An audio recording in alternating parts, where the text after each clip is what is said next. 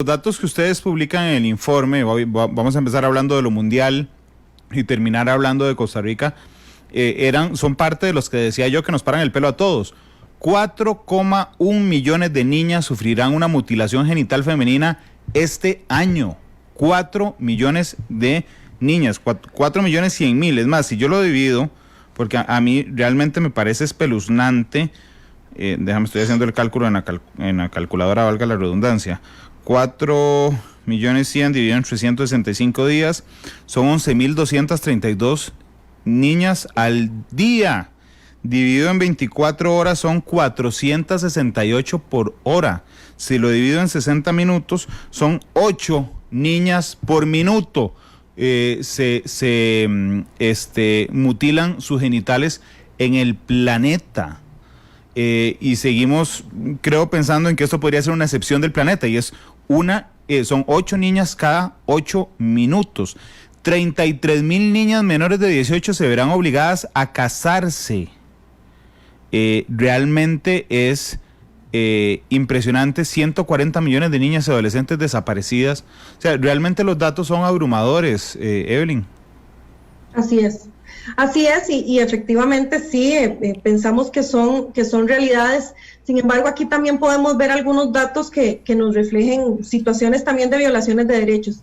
Y nos pone a reflexionar un poco en relación con este tema. Yo quiero insistir en la importancia que tiene la sociedad para que estas situaciones no se sigan manifestando, ¿verdad? Todo esto que llamamos como micromachismos, esto que llamamos como comentarios que escuchamos en la calle, que de pronto nos cuestionamos de quién es la responsabilidad en uno o en otro caso. Y realmente este tipo de situaciones son como esas causas estructurales que llamamos, ¿verdad? Y que son como las mismas causas que tienen las diferentes situaciones. Si no atendemos este tipo de situaciones, entonces estamos dejando atrás a estas niñas, ¿verdad? Y las estamos además colocando en una situación de vulnerabilidad extrema. Okay. Y en esto, nada más quería mencionarle, Randall, que además hay una situación que se da, que también el informe llama la atención, y que tiene que ver con algo que usted mencionaba ahora de la importancia de la legislación, porque muchos de estos países tienen legislación. Uh-huh. Costa Rica tiene legislación, y usted ahora también lo mencionaba, ¿verdad? A pesar de que Costa Rica tiene la legislación sobre el matrimonio, esto puede seguirse dando, tal vez no en forma de matrimonio, pero sí en forma de unión. Y esto nos lleva a reflexionar también que las leyes no son las que solucionan este tipo de situaciones. Con que se apruebe una ley en un país, eso no significa que al día siguiente no van a haber más mutilaciones genitales, ¿verdad? No significa eso, significa que hay que movilizar el cambio social, y la ley nos contribuye a que entonces la sociedad identifique que esa práctica efectivamente es nociva. Entonces, que no perdamos de vista que la ley no lo soluciona. Muchos de estos países, como le digo, tienen leyes que no permiten la mutilación, pero que de igual manera los pueblos la siguen practicando, y entonces es muy importante que pues brindemos otros apoyos, ¿verdad? Más de sensibilización y de reflexión para eso. Sí, por supuesto. De hecho, yo quería aterrizar en el tema de la legislación también, porque es decir, lo que nosotros necesitamos como planeta, ¿verdad? No es en sí la legislación. No sé, estaba intentando elaborar un ejemplo, pero si en Nigeria, ¿ok?, que no sé si hay legislación, la verdad, pero digamos que no exista legislación y que haya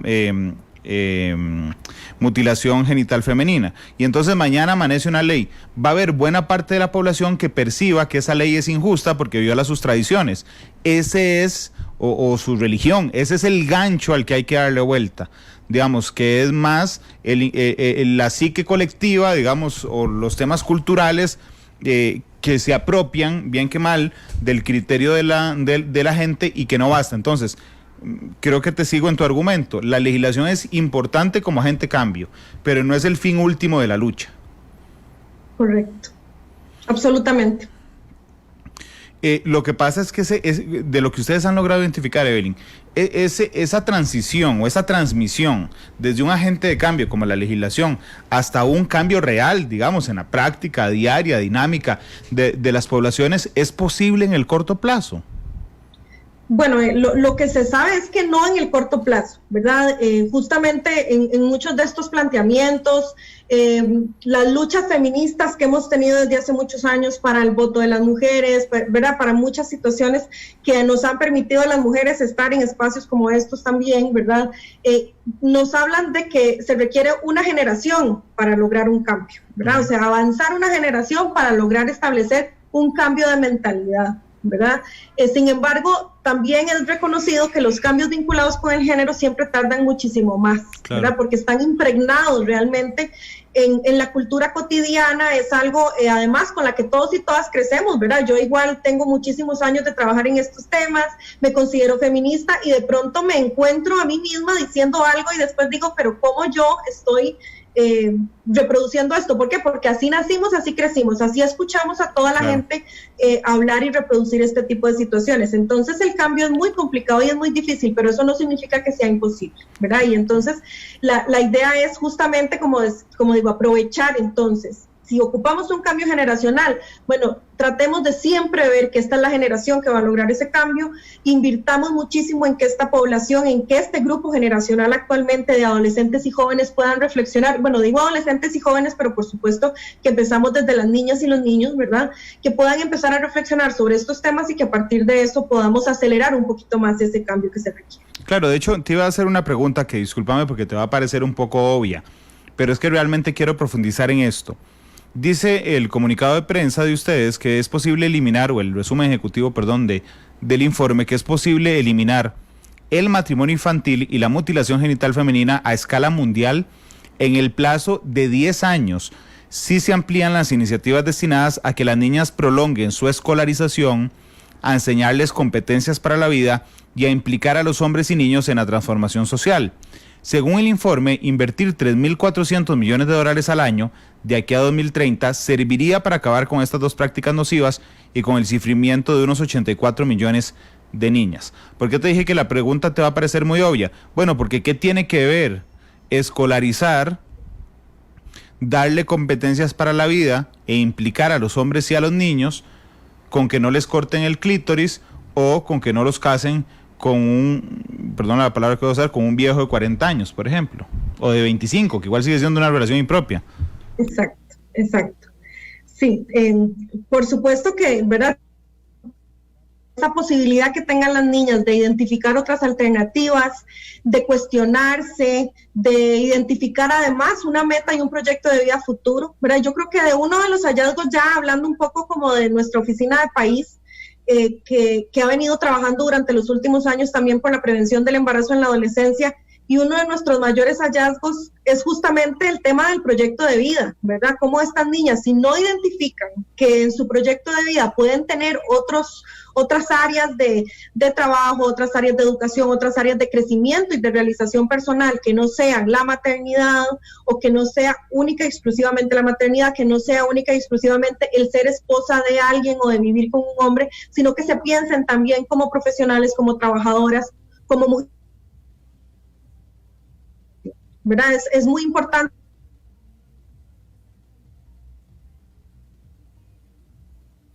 Son las 2:40. Evelyn, un espacio protector. No, es que se te estaba cortando el audio un momento, no sé por qué. Ya vi por qué, ahí salió en la pantalla. Su conexión a internet es inestable. Bueno, ya vamos a ver que mejore la conexión, porque yo la veo bien a Evelyn. Otra cosa que te iba a preguntar es que yo supongo, digo, en el mundo hay personas extraordinarias, ¿verdad? Y con todo respeto, supongo que vos sos una de ellas, porque la mayoría de esas personas extraordinarias que está en estas organizaciones hay alrededor del mundo en el proceso de vigilancia de que esto vaya avanzando, ¿verdad? O sea, es decir, me diste el ejemplo de Nigeria, pero va a haber en Colombia, por ejemplo, en las áreas rurales también, y en las áreas urbanas, en el tema de la guerra, por ejemplo, debe haber un montón de vigilantes de que esto avance, de luchadores en silencio. Y en medio de esta situación, para esas personas admirables se le viene el COVID. Y entonces la gente y los gobiernos y las organizaciones internacionales y transnacionales dicen, suave, es que no podemos financiar, digamos, esa lucha en este instante porque resulta que tenemos que hacer una vacuna. Y además no solo las podemos financiar, sino usted vigilante que anda ahí en los pueblos viendo a ver lo que está ocurriendo, tiene que quedarse en la casa, porque si no va a contagiar gente y se va a morir usted y el resto de la gente. En medio de esta pandemia, ¿cuánto ha afectado la lucha mundial por estas prácticas nocivas, Evelyn? Muchísimo, ¿verdad? Ha afectado muchísimo.